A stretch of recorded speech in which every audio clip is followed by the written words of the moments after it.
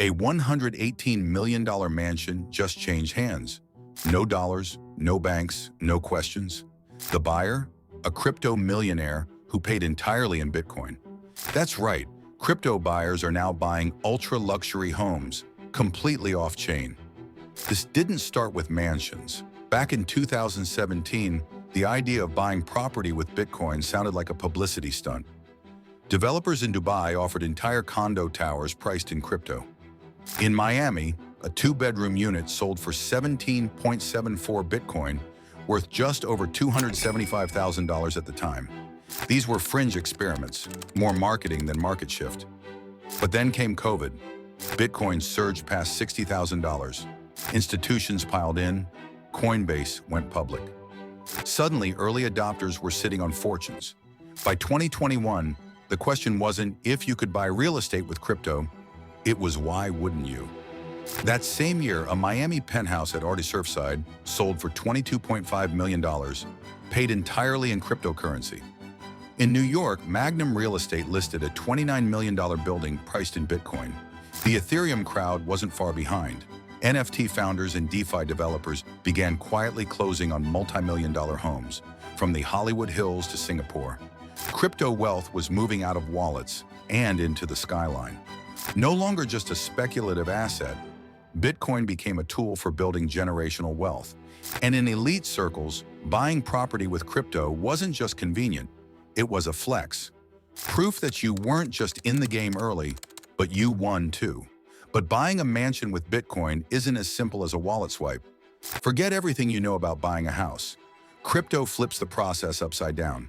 There are no traditional mortgages, no bank underwriters, and no weeks-long approval cycles. Most crypto-backed real estate deals happen through escrow arrangements using stablecoins like USDT or USDC. Buyers typically convert their Bitcoin or Ethereum into a stablecoin, which holds its value during the transaction. This way, both parties avoid the volatility risk that comes with major tokens. Of course, legal and tax considerations still apply. Using crypto to purchase property is considered a taxable event in many jurisdictions. If a buyer's Bitcoin has appreciated, that triggers capital gains tax. On top of that, KYC laws, title transfers, and AML compliance still apply. So buyers often work through intermediaries like lawyers, real estate advisors, and crypto-compliant escrow platforms. Companies like Propi, Magnum Real Estate, and the agency have carved out space as crypto-friendly brokers. They offer dedicated teams who handle digital asset conversions, compliance paperwork, and blockchain-based deed recording. A notable example? In 2022, a Miami penthouse at Artie Surfside sold for $22.5 million in crypto. Closed in under 10 days, all above board. The buyer remained anonymous, but the deal was verified by public records and broker confirmation. This isn't real estate 2.0. It's finance rewritten for the fast lane. So these aren't your average homebuyers, of course. The people snapping up multi-million-dollar mansions with Bitcoin are the quiet titans of the digital age. The crypto whales, early Ethereum miners, DeFi protocol founders, and NFT moguls who cashed out at just the right moment. They don't walk into open houses. They send lawyers, shell companies, and crypto wallets. Many use anonymous LLCs or offshore entities to keep their names off the public record. In Bel Air, one $40 million estate was purchased through a Cayman-based trust. Its true owner never set foot in escrow. Real names occasionally slip through. Ethereum Foundation members have been linked to high-end property buys in Switzerland. A co-founder of Binance was tied to a property acquisition in Singapore. These are power moves, and the motivations go deeper than convenience. Privacy is the top priority, followed closely by diversification. Moving wealth from volatile tokens into hard assets is the new exit strategy. But there's something else too: status. One luxury agent in Miami put it bluntly: they don't ask for price, they ask how fast we can close. In this world, speed is leverage, anonymity is armor, and property, it's the trophy that doesn't crash overnight. If this is surprising you, it's just the beginning.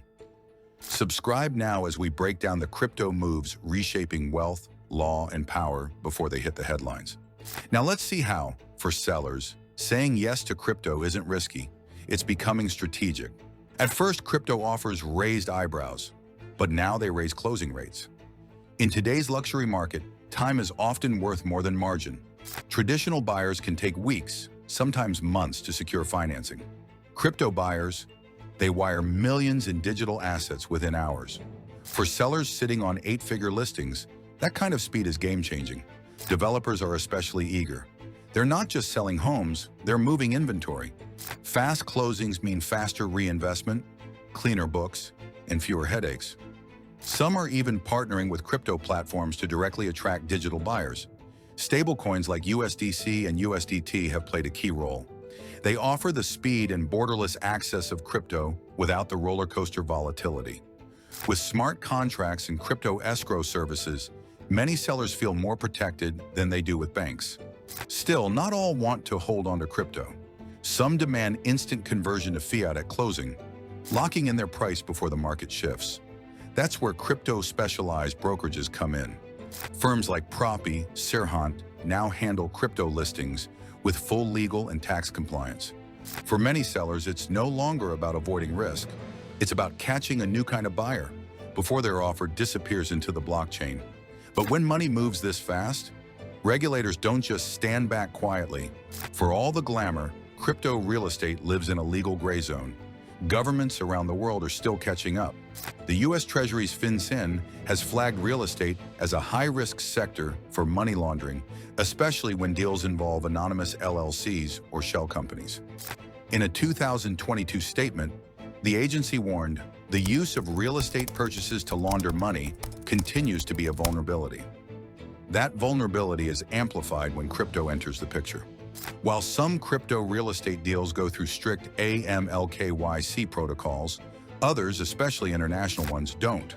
And with no consistent reporting standards, enforcement becomes a patchwork.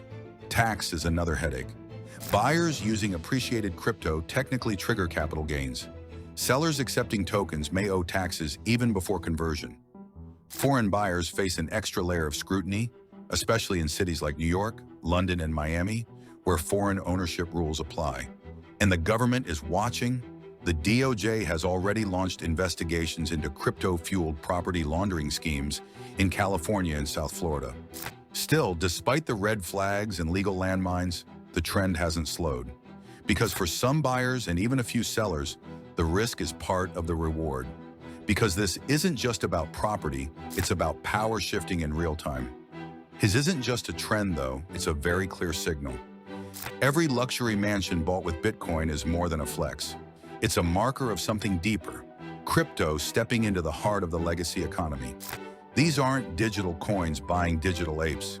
They're buying physical land, steel, glass, power.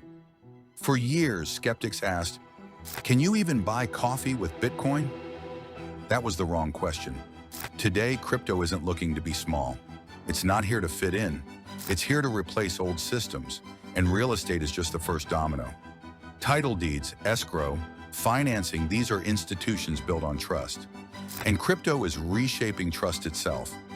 Now the blockchain is writing new rules for who gets to own, to move, to invest across borders and without permission.